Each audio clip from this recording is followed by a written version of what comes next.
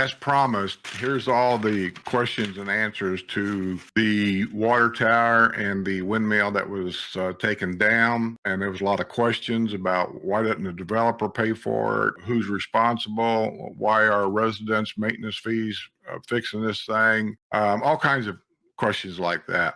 What wood did they use? Why did it rot in 10 years? And so on and so forth. Listen, I don't have all the answers to all these things either. I didn't build it. I'm not part of the development team.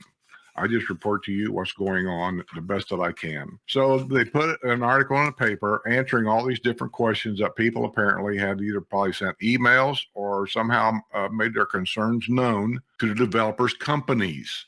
He has many. And they put this in the paper. Now, I just want to warn everybody, take it with a grain of salt if you can. Most of these to me seem legit, the answers. It makes sense to me. And that's what I go by a lot. And I ask you to go by that a lot. If it sounds like it makes sense, it's probably true. If it sounds if something just don't seem right or smell right, as I like to put it, probably something kinky in there. Well, most of this to me feels right, but all of this is put in the Village's Daily Sun, which is owned by the developer. Everything that goes in there is approved. He doesn't like to put anything in that paper that's going to deter home sales. So that's why you don't read about car wrecks, people getting drunk all the time. You just don't. You hear that from me. I know a lot of you don't like to hear that, but I want you to get both sides of a story here of a community that you're going to come in here now, especially with home prices. $500,000, $400,000 is like an average price now. You want to spend that kind of money and then come here and say, well, I didn't know that these people did this. I didn't know that this square was open to the public. I didn't know that all streets were open to the public. I thought this was a gated community. And I've mentioned it many times. It is not a gated community. It's never been a gated community. Those rumors run wild around here. You're getting the truth from me when it comes to this kind of thing. And I know some people don't want to hear the truth, but it is the truth. It's a community with gates.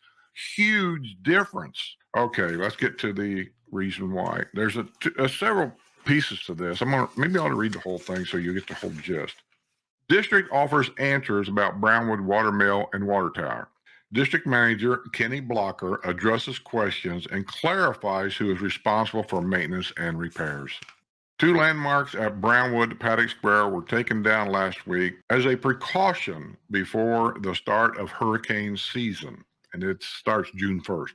Crews deconstructed the windmill and water tower after a recent inspection showed the wood posts on the structure had decayed due to 10 plus years of weather, humidity, sun, and water exposure, according to the district property management. District Manager Kenny Blocker clarified information about who owns infrastructure at the squares and who is responsible for maintenance in those areas. Is it true the Brownwood Windmill and Water Tower are both owned by the developer and residents are being forced to pay for the repairs to these structures?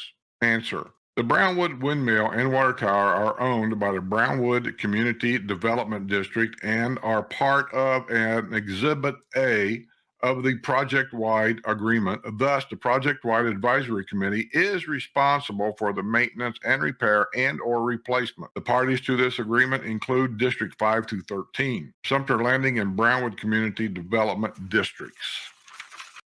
Were the windmill and water tower built with the untreated pine wood? They were constructed with heartwood, which is the older, harder inner wood of a tree that is usually more durable and resistant to decay than the outer wood. However, any wood will deteriorate and decay over time when faced with the sun, heat, rain, and high humidity that we experience in Central Florida. Can you correct rumors that the developer will not allow the windmill and water tower to be constructed with anything other than untreated wood, which means it will ultimately rot again and need to be replaced or repaired again at the cost of residents? Answer. The village's design group initially requested that the structures be constructed with pressure-treated wood to maintain the original look. After PWAC asked that other materials be considered, district property management met again with the design group, who have agreed to use Corton steel for the water tower and are evaluating options for the windmill, including heavy-duty galvanized steel or a acquisition of an actual historical galvanized windmill that could be relocated to Brownwood. Important steel will ultimately last upwards of several decades to over 100 years. We intend to utilize as much of the original windmill and water tower design as possible in the reconstruction. Question: did the windmill and water tower come with a warranty? Answer: both structures came with a standard 1-year warranty, which is the construction industry standard. Both of these structures are nearly 11 years old, meaning they've been out of warranty for approximately 10 years. All infrastructure turned over to the district from the developer comes with a 1-year warranty. Question: can the project-wide advisory committee choose to demolish and not replace the Brownwood windmill and water tower to save money? This is an important answer. The project-wide agreement requires the committee to maintain common infrastructure to design intent standards. This means they must maintain, repair, and restore infrastructure as close as possible to the original design. In accordance with the agreement, both structures must be repaired and replaced. There is no option for PWAC to choose not to repair or replace these two structures. They are prominent aesthetic features of Brownwood Paddock Square and are an integral part of what makes the villages the wonderful community that our residents love. We must maintain the overall design standard, superior quality, design appeal, and overall look and feel to our community. We would stop cutting the grass, trimming our trees, planting flowers, maintaining our roads, or keeping our recreation centers and town squares pristine to save money. Get the point? A large part of maintenance fees for residential and commercial properties are used to allow district property management to maintain the community and keep its beauty vibrant and pristine as the day you move to the villages. And they do a great job doing that. I'm not going to take that away, and I don't want that to change regardless of what somebody from some other state says to save money. We should quit planting the flowers. No, that's why we bought here. My opinion. Question: do resident amenity and maintenance fees contribute to the project-wide fund to get used to fund everything south of County Road 466, including all of Lake Sumter Landing and Brownwood Paddock Square?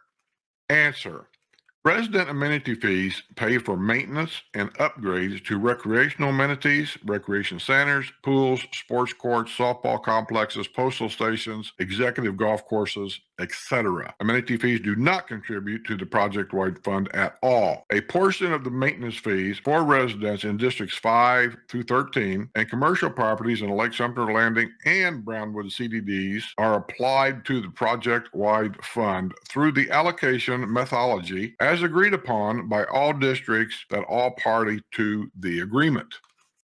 Question: can you answer the myth that the project-wide fund was created to pay for developer-owned common infrastructure? Answer: the project-wide fund was created to pay for district-owned common infrastructure. It essentially acts as a risk mitigation policy where funds are pooled across districts 5 through 13 and the Lake Sumter Landing and Brownwood CDDs to pay for common infrastructure needs and maintenance.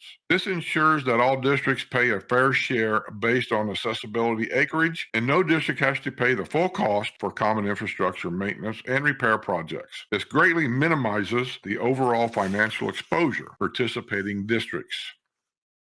Question: is it true the assessment acreage formula used for determining the cost of each residential and commercial district is unfair and the commercial districts do not pay their fair share? Answer: the assessable acreage formula used for determining the cost of each residential and commercial district provides a fair and equitable basis for determining the cost share for both commercial and residential districts. As individual units are platted, the assessable acreage is determined by each district's board-approved engineer officially recorded with the plat. By the sheer geographic size of the residential district versus the commercial districts, it is logical that the commercial district share is less than that of the much larger residential districts. The developer is responsible for funding all repairs and maintenance to commercial areas of the town squares. And that's it. I guess that answers most of the questions that people's been asking. So I hope that answers some of yours. If you got any special requests, any special things you'd like to see or know, send them to me, email them to me at g1rump2y, and I'll do my very best to try to get the exact answer for you. That being said, let's get out of here, and let me just simply say, I'll see you all on the other side.